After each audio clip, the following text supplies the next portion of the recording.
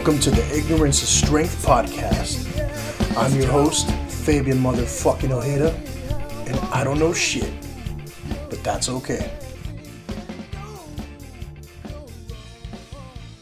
All right, let's get this shit started. Thank you, everybody, for listening to the Ignorance is Strength podcast. Hope you all enjoyed episode number 96 with the guys from Yankee Azteca.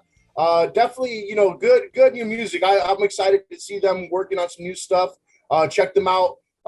They're at their upcoming shows if you can, and we'll definitely have them back on. And I know Steve will be back on. It's going to be like his third or fourth time, but it's always a lot of fun with that. We're back today with a brand new guest, and I'm excited to talk to her, learn a little bit more about what she's doing in her form of entertainment.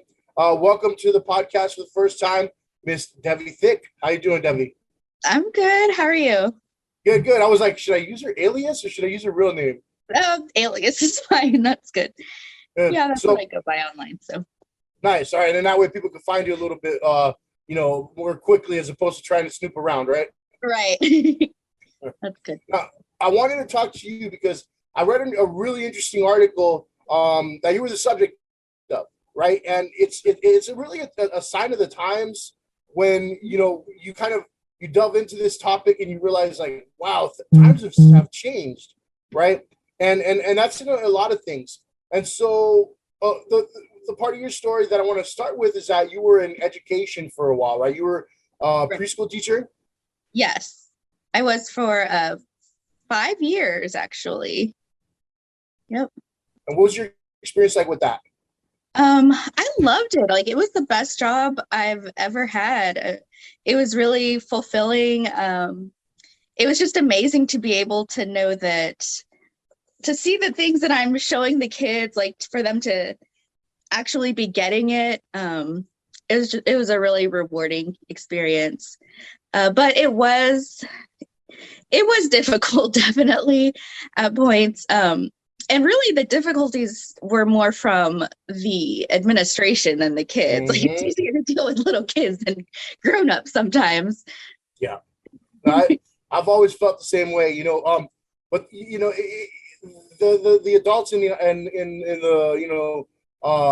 the field of education will give you a headache, but also, you mentioned you were passionate about it, you enjoyed it, it's like the best job you ever had. The other thing that drives us away in the field is, it doesn't pay anything, right? Right. And so that's one thing that weighed heavily on your mind. I mean, a lot of us that work in education, it's like we tend to think like, hey, is it worth it? Or, do we kind of put our marbles in a different jar, right? And you recently decided to, start focusing on something different. And it's quite the opposite, right? You decided to start venturing into the world of modeling, or I guess others would call it like sex work, right? Right. And so tell us a little bit about that.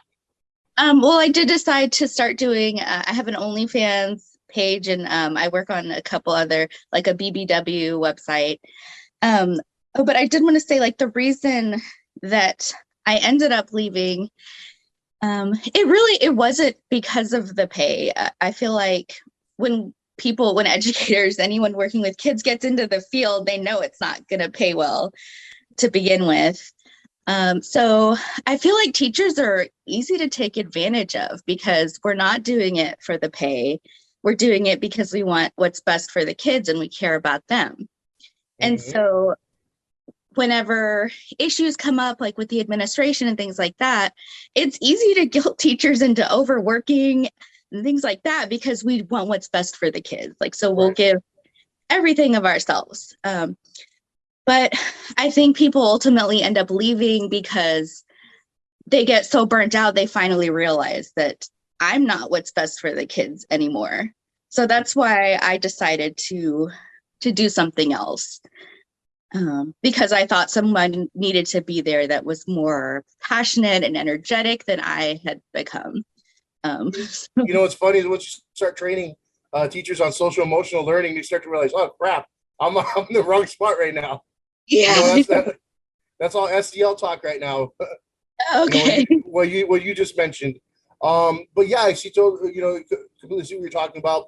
And obviously, yeah, it wasn't just the money, but that also, I mean, it played a role, right? And as I was reading your article, you mentioned that you even made more money as a nanny than you did as a I teacher. did. Right. And that was a lot easier than being a teacher, just taking care of one child every day, one or two children the entire day. It was, or the same amount of hours actually. It was way more. Mm-hmm. If and then where were you living? I think I've gathered that you're from like Louisiana. Right. I'm not from here. I'm from Texas, but I've been living Oh, in New Orleans and the area around here. So okay. So is that what you were teaching as well? yes. Okay. So I mean, if you don't mind sharing, like what exactly, maybe number wise, the pay would be for a preschool teacher. Sure. I was making about 1,300 a month, which is Yeah. uh That, not yeah. very much. And I was actually being paid pretty well for a preschool teacher around here. And with the modeling, I've worked like half the amount of hours, and I'll just put it out there, making about 2K a month. So Mm. and now I've been putting in more hours and stuff to try to, because I really want to get a car. So Yeah. I'm trying to work on that right now. But yeah. So Yeah. I mean, that's not. I mean, if that were an LA paycheck right now, you wouldn't even be able to pay rent. no, I wouldn't. Uh, I'm actually visiting here right now with some family. So oh, yeah, okay. I know Yeah, it about is not. here. Yeah, would not that would not cut it here. I mean, I think here, like even for a shitty, studio in with like no space, right? And maybe you have to share a bathroom with like other people, right? Would Yeah. be about 1,200, 1,300. So Mhm. yeah, I can't imagine, so yeah, that I mean that probably, did have something to do with your mindset leaving, and you know, um Definitely. and now that you kind of start to see a little more in the old bank account, right? It seems Right. like a more lucrative thing for you to jump onto what's working for you, right? Mhm. And so the part that I read too that was interesting was that at first you thought like, okay, maybe I need to start losing weight because that's the typical route that you would go if you were starting to model or anything like that. However, you found kind of a niche in a different audience that prefers maybe a slightly bigger woman. Right. Okay, so right, I was originally thinking uh that I would have to lose weight, but I started posting on Instagram anyway with losing weight like as my intention. I was just kind of getting my feet wet in it to see how my posts did. Mm. And honestly, like I thought I would end up doing more like a butt account because I Uh-huh. have a big butt. But I thought I needed to lose weight like in my tummy and just, everything else because that stays big no matter what. Um, but so I posted, and then I actually got really good feedback, like just on the way I am now. I Yeah. realized that there's a huge audience for it. There's tons of guys that are into that. Um, and they liked my everything about me right now, like my belly and everything uh was just as attractive as anything else. Right. Now, I think what we're kind of realizing now on the internet and guys overall is just like you got to stop bullshitting yourself, right? Not everybody's going to be like the model type, and even then, that's not everybody's preference anymore, right? Right, And, exactly. and so, like, if we're to pass by in a club, most guys would pass by and be like, "Oh, wow, that's a good looking girl," and Mhm. that's just just based on how you are, no weight loss, anything like that. I mean, that's just how it is, you know maybe back in the day people would be bullshitting like, oh, well, if she lost some weight, like, Yeah, I think but people are more open with it. yeah, that, but, and then I think too, there's the other side of it where, and correct me if I'm wrong here, but they start to kind of fetishize it a little bit, right? Right. Right. I do fetish content too. So there are two sides of it. So um I call it fat fetish content. Like I don't have any problem saying fat or I'm fat, Mm-hmm. anything like that. Because honestly, like in this community, that's a good thing. That's a compliment. Right, So, right.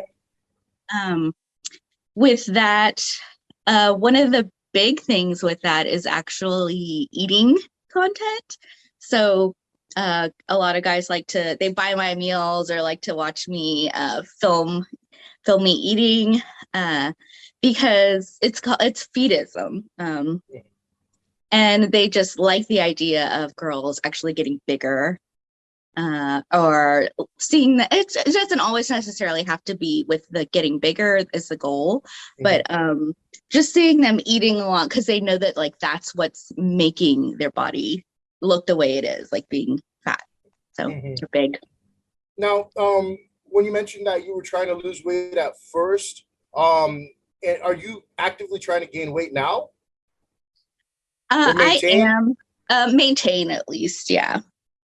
But it is actually, I feel like right now I'm kind of at a plateau maybe, or like if I do want to get bigger, I'm actually gonna have to put more effort into it. But I have gained some since I first started. Just because now it's just not an issue for me anymore, like trying to focus on restricting my calories and things like that. So it just kind of naturally happens, I guess. Yeah, and now I'm sure there's people that you talk to about this, and they're like, "Hey, aren't you worried? Like that's like a health concern or anything like that?" Maybe friends or something trying to give you advice or anything like that. What do you say when people ask if you're concerned about like the health aspects of it? Well, first of all, I think if it actually does start to impact my health negatively, then I would stop doing it because it's not worth it to me. So I do go to the doctors and get checkups and things like that, and everything's good so far. Let's see. I'm trying to think. I really don't get too much negative feedback like that from the people I know. It's usually, if I do get anything like that, it's from just random people online on social media. Yeah.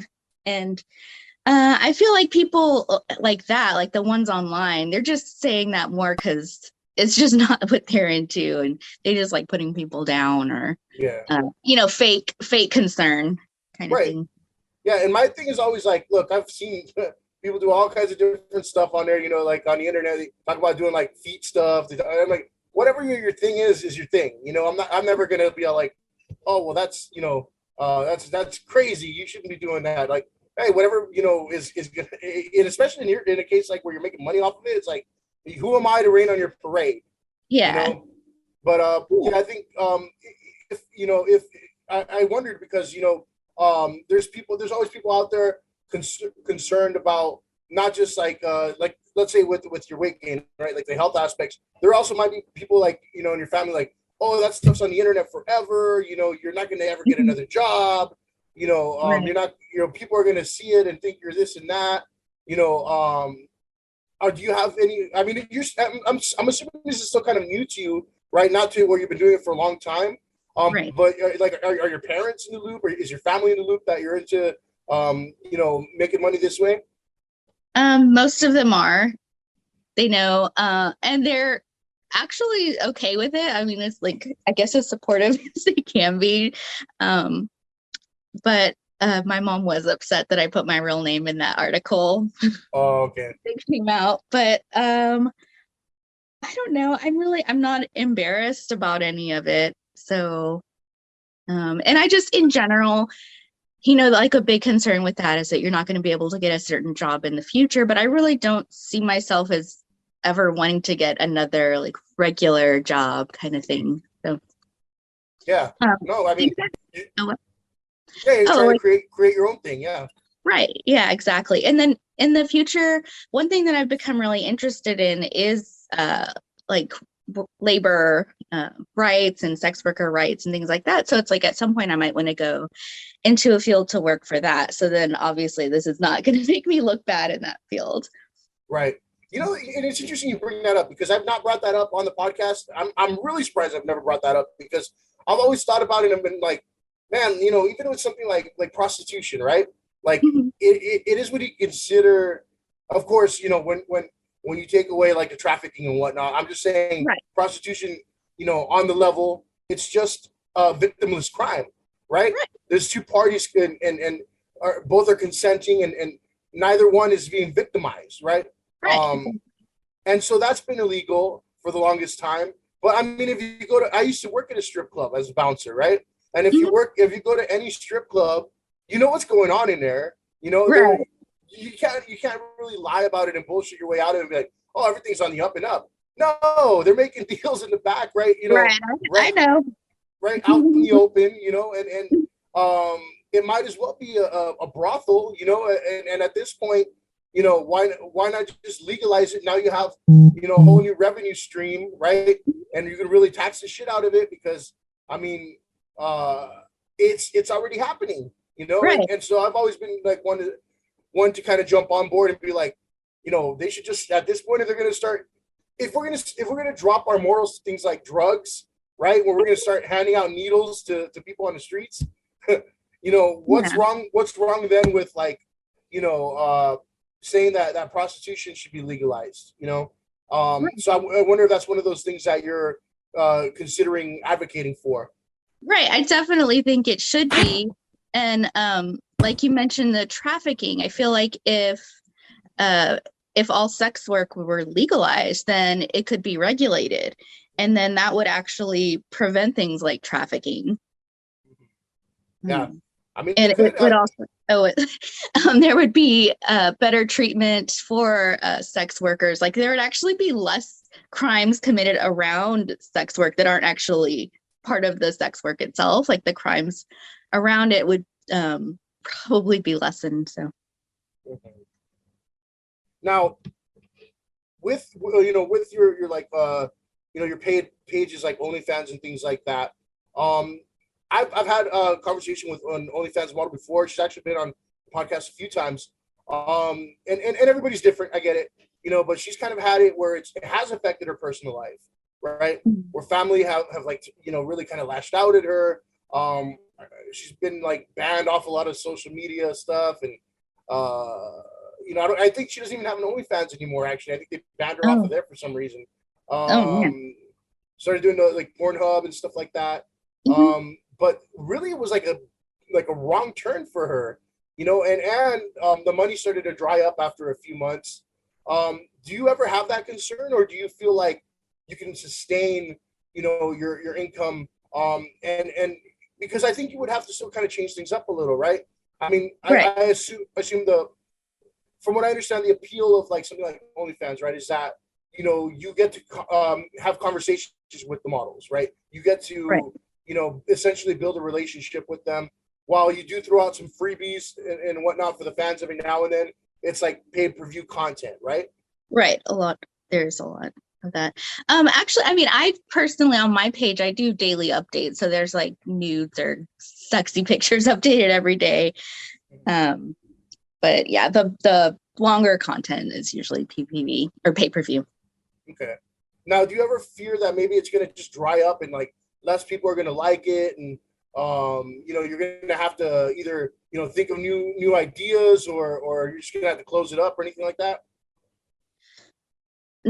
So far, not really, because I do feel like I'm pretty good at coming up with new ideas, and I work hard at my social media marketing. And then also, if OnlyFans itself doesn't start or doesn't do as well, there's other websites that I use that some of them specifically they're geared towards BBW Right. models. So I feel like that's never going to dry up, honestly, because there's so Okay. many guys, like I said, that are into it. Yeah, I mean that's an important you know piece right there because maybe you know if it's because you have that uh like secure audience, right? You're Right. gonna always have like that kind of safety net to fall back on with that.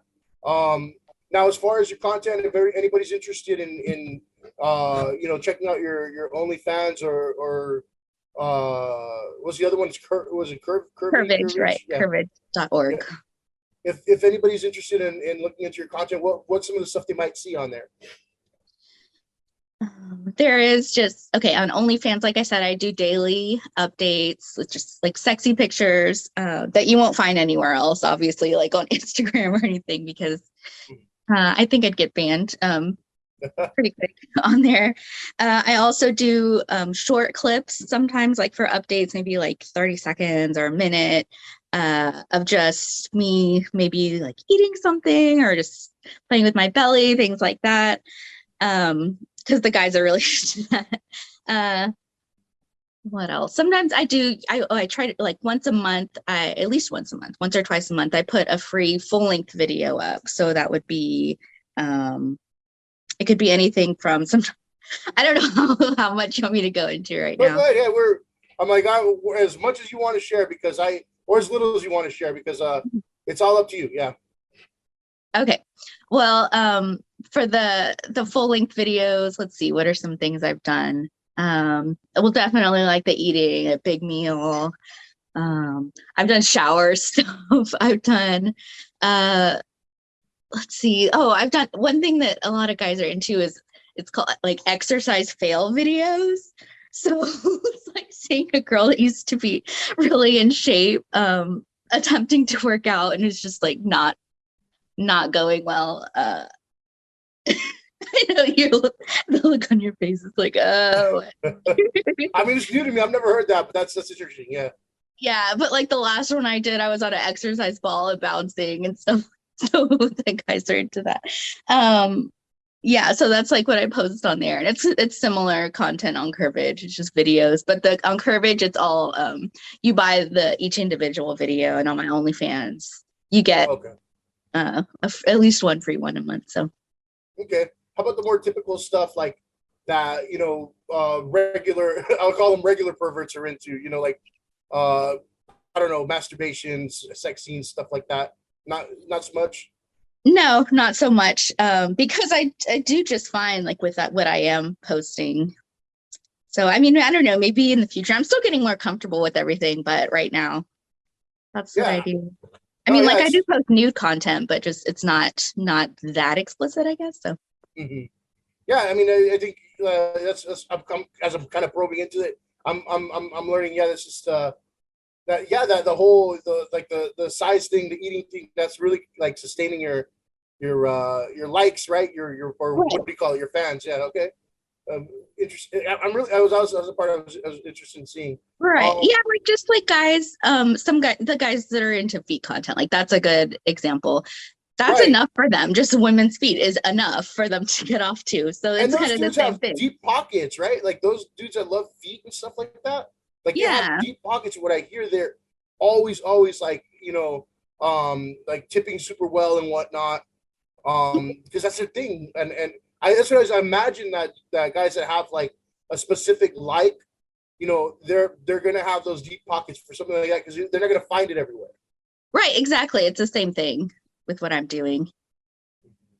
Because like, yeah, everybody on the internet is masturbating and having sex. Like that's easy to find all over the place and completely free. Like, so I mean, I do think it's better to pay sex workers, but I'm just saying it's like they can get it out there. So right, yeah, because it's more typical. It's more, I guess, in this day and age, you would say more mainstream, right? Definitely, yeah.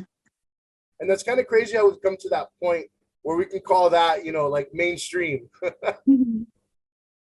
Now, I'm not going to share all your business. So I'll ask you here because, not to assume or anything, but as far as like keeping a relationship with something like this, right? I believe, and correct me if I'm wrong, you're newly single, right? Right, that's correct. And now, did this have anything to do with it, or no? No, not at all. He was not jealous at all, and he liked bigger girls, so it just wasn't an issue at all. It never even. I mean, in fact, like I was more like, "Do you feel comfortable with me doing this? Is this okay?" And he was always like, "Yeah." It wasn't even an issue at all to him. He's really supportive and he's really more progressive minded and he thinks, sex work should be completely legal and all that too. So I guess it was good I had somebody like that was so supportive. Yeah, that's interesting because I think 10, 20 years ago, you'd be like, hell no, you're not doing that. Like and it would be a big point of contention between a couple. But nowadays, you'll probably see like the guy filming the girl, like, hey, no, let's go make that money. They definitely do. Yeah. Got to make that rent money. They do. Okay. Yeah. So, I mean, you think, and we'll jump into something you're going to promote right now. But before we get into that, Do you think that besides the relationship you just got out of, getting into a new relationship, that this would be something interesting? Let's just put a blank slate out there. They don't know what you do, right? Um, do you think that this would be something that would be easy or not easy to kind of just throw in there, like, hey, by the way, I'm a sex worker, like if you're trying to meet somebody new? Yeah, I'm sure a lot of people would have an issue with it, but honestly, like they're not the people that I want to be with anyway. So it's not an issue for me, I don't think. I mean, we'll see what happens, but Okay. yeah. Now, with that, you posted something that I found kind of interesting, that you're going to be doing on your YouTube, right? So you Right. have a like a contest, or it's not even a contest, right? Is it ultimately going to be a contest? It's not a contest. But so what it is, I'm calling it Date Devi. So since my boyfriend broke up, a lot of people were messaging me and asking if they can apply to be my boyfriend, which I thought was pretty funny. And I actually did make an application for people that if they wanted to date me, they could fill out. And of course, there's an application fee. And because, so the date's going to be on YouTube, a live chat. And, the audience is going to be there, able to make comments on it. And the chat's going to be for about 30 to 45 minutes. And so there's the fee, because usually for a chat like that, I would charge way more. And so, what, if you don't mind me asking, what would be like around the cost for that? I think I can't remember exactly what I have it at, but I think possibly for that long, it'd probably be at least $90. And that's for just the regular chat, like with clothes on it, everything like that. So they're getting it. The application fee is $20. So they're getting a chat like that. A deal. Yeah. Yeah, that's like crazy. But it's going to be live. So they have to be comfortable with that. But I think it'll be really fun. I'm excited. Yeah. What do you anticipate? I mean, do you think a lot of people have a lot of people already expressed interest in applying? A lot of people have messaged me. They are interested. I've only had a couple that have actually come through with the price and everything. I really think it's probably going to pick up once more people see it. The first episode's going to be on Thursday. So I think they're just like I said, people are messaging me they're interested, but they're just not sure how it's going to work. I think they're kind of nervous about it. So hopefully, it picks up more after the first one. You say it's kind of be like in a style of kind of like a reality TV show, right? Like a dating show. So yeah. I mean, with that too. I mean, do you expect to eventually find somebody off of there, or is this for entertainment? I really don't know. I mean, right now it's just entertainment, because also I'm opening it up to anybody. Like, even if you just want to come on and have a fun chat, that's cool too. But I mean, I'm definitely open to the possibilities. So we'll see what happens. I mean, I do think I'll probably at least make some new friends and see where that goes. With that, hopefully, after this whole, I know the pandemic's somewhat over. We don't even know yet, really, right? I'm still kind of in like a limbo. Like, what the hell are we doing? Are we going inside? Are we going outside? Do we wear a mask? Are we poking ourselves? What are we doing? I know. So it's back and forth. Right, and especially in LA County right now, everything's kind of like, like, okay, you can you don't have to wear a mask indoors. What? Just kidding. If you're in the city of LA, you do. I don't know, but maybe after everything clears up, maybe you can.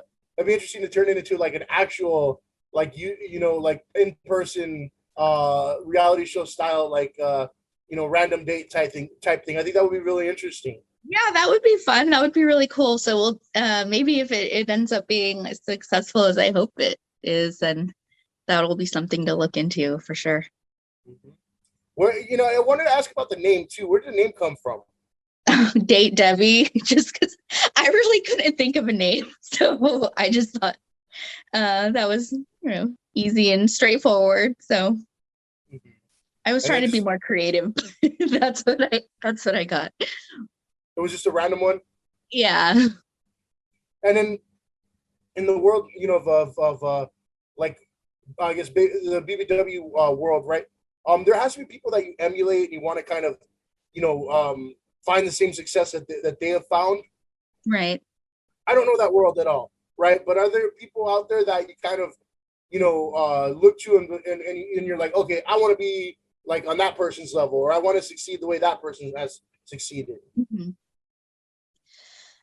Well, a lot of the people that I really admired at first were with the site bigcuties.com. And they're actually the first site that I joined when I started. I'm not with them anymore, but a lot of their models have been, like, it's an older site. They were definitely around before OnlyFans.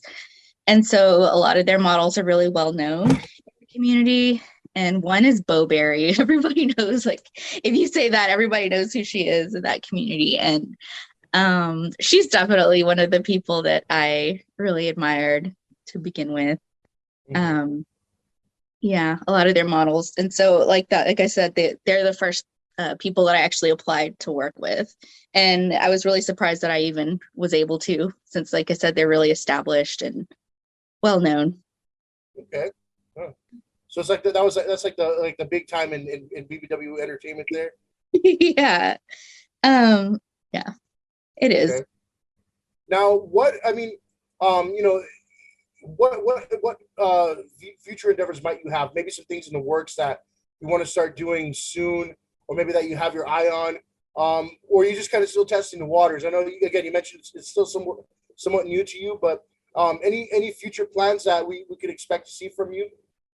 Well, like I said, yeah, I'm still pretty new to it, but I hope this dating show thing does well. I really am into making YouTube videos, so maybe more of that. Also, I've thought about doing podcasts, or I don't know. There's a lot of things I'm interested in, so I just kind of go with the flow and see what is working, what's not. So we'll see. I'm always up to something. I'm always coming up with new ideas. You have a pretty strong YouTube presence. No, not right now. I have like maybe 500 subscribers, so that's pretty good. It's not, not amazing, yeah. But yeah, so hopefully I can keep growing that. I actually did YouTube a long time ago, maybe like 10 years ago or something. I had a channel and I got up to like 2,000 something subscribers, and so I have some experience with it. So that brings like an interesting point, because I'm always telling people, like, well, actually, first and foremost, let me ask, are you considered a millennial? Would you say you're considered a millennial? Yes, I am. Okay, so I think I am too. I'm just on the cusp of it, right? Now, for us millennials, people are always saying how, we're always trying to be famous for something. Like, we kind of have like this weird affliction in our minds, like we should have been famous by now, And so that kind of plays true to every millennial I talk to. So really? Like, that's why you see things like, OnlyFans. That's why you see things like YouTube, podcasts that are so much more prevalent these days, right? Where we're kind of like we're the star of the show kind of thing. Even with me, like I've never been like, oh, I want to be famous. I want to be famous. But here I am doing a stupid podcast, where I'm doing it weekly, and people are kind of getting my thoughts here and there, and are meeting cool new people and learning about what they do. But you find that to be true. Like, a lot of us are always kind of like, trying to do something to stand out.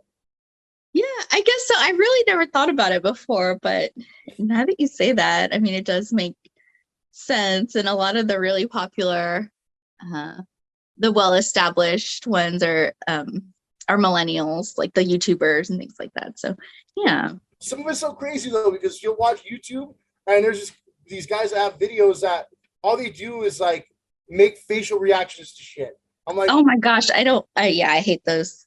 I'm like, how does go ahead. Yeah, reaction videos can be good, but you have to actually have something funny to add to it, or something interesting to say, or some kind of commentary. But if you're just sitting there making like faces or like being like, oh my gosh, I can't believe they did that over somebody else's video, I mean, that's like to the point where you're just stealing their work, because the main entertainment is still the video. So if you're not adding anything to it, then yeah. How about people that just, they post on YouTube where all they're doing is eating? Like, you're literally just eating. Oh, yeah. Wait. I'm like, hold on. I don't mean like you, but no. I don't really know.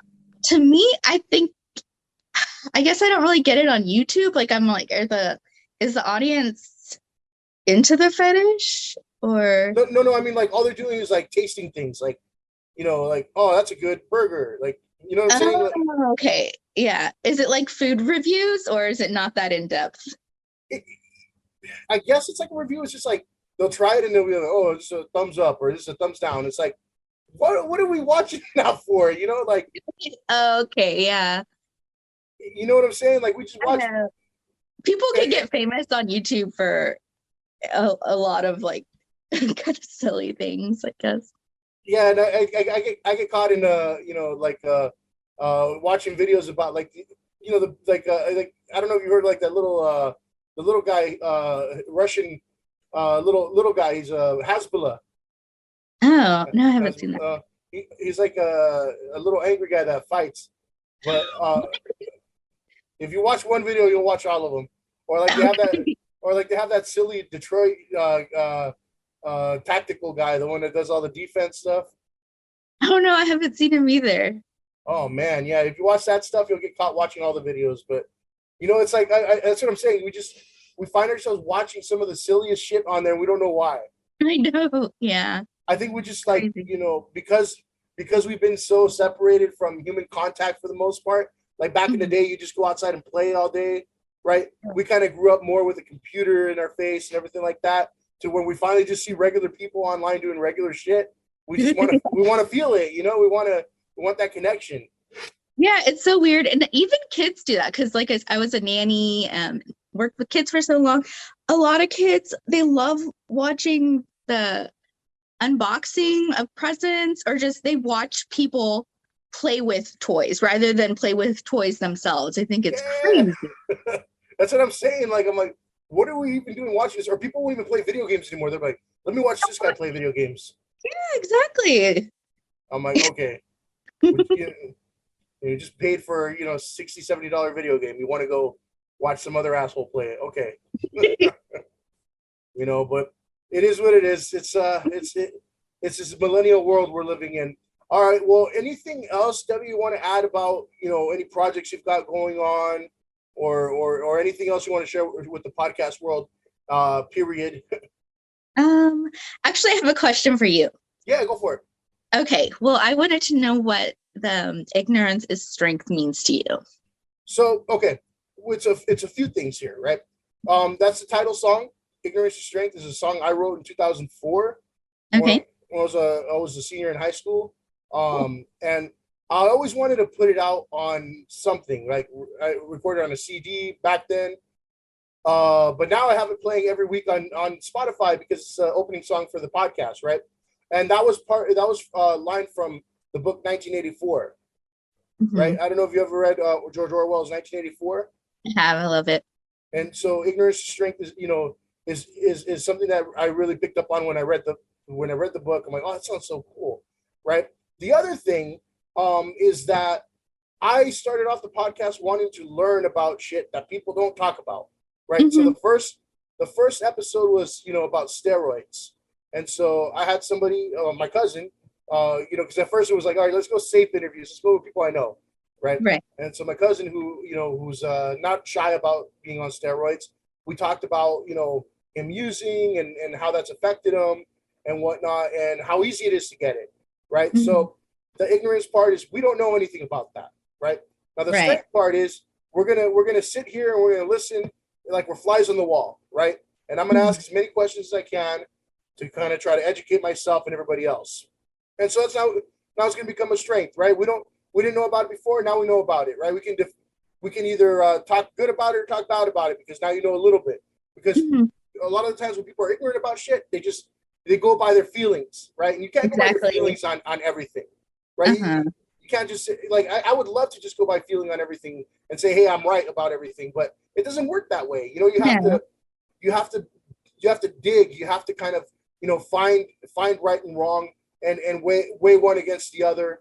And sometimes you still don't have a definitive answer, right? But that's kind of the gist of it. Okay, cool. Yeah.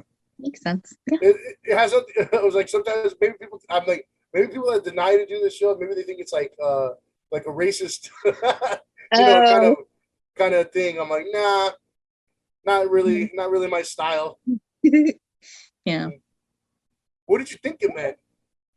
No, I thought it was probably something along those lines. I just wanted to hear you say it, talk to you about it. So For sure. Yeah. but yeah. Well, I like when people ask because then I get into this long tangent that usually goes nowhere. This time it went somewhere. But yeah, anything else you want to share? You want to share before we close out? Just that you should go subscribe to my OnlyFans and check me out on Curvage and like where can people find you? What's your usernames? onlyfans.com/Devi Thikk, and on Curvage you can just search me by Devi Thikk. Yeah, I mean, pretty much just type my name in Google and you'll find all my socials and things like that. So, and it's 2 Ks. Yes, right. DeVithikk. Cool, perfect. All right. Well, hopefully people will check you out. Usually they do. I'll tag you on this. I think it's Saturday recording today. I post every Sunday, so I'll probably have you out tomorrow. Okay. But yeah, definitely. I appreciate having you on here and sharing a little bit about your story and kind of getting me a little more acclimated with what is going on in the BBW world. I'm like, right. I guess I'm a big. Well, what's the equivalent for men? What do they call it for BBW? I'm like, because I am a large gentleman and I consider myself not too shabby looking when I shave down this crappy looking beard right now. Yeah, you're cute. I know some guys don't like being called cute though, but I think that's a good thing. So I will take any and all compliments. Yeah, they come so sparingly. I'll take them. Big hand. Looking up now. Big handsome men. BHM. Oh yeah. Okay, you're BHM. There we go. I'm the male equivalent to that, so I appreciate learning a little bit more about that world. But if you ever have anything else you want to throw out there or talk about on the podcast, I know you say you're interested in possibly doing your own podcast. Right. Definitely join us again, and I'm sure people will be glad to hear. Okay, sounds good. Thank you for having me. For sure. For everybody listening at home, I appreciate it. Thank you. Fuck you and good night.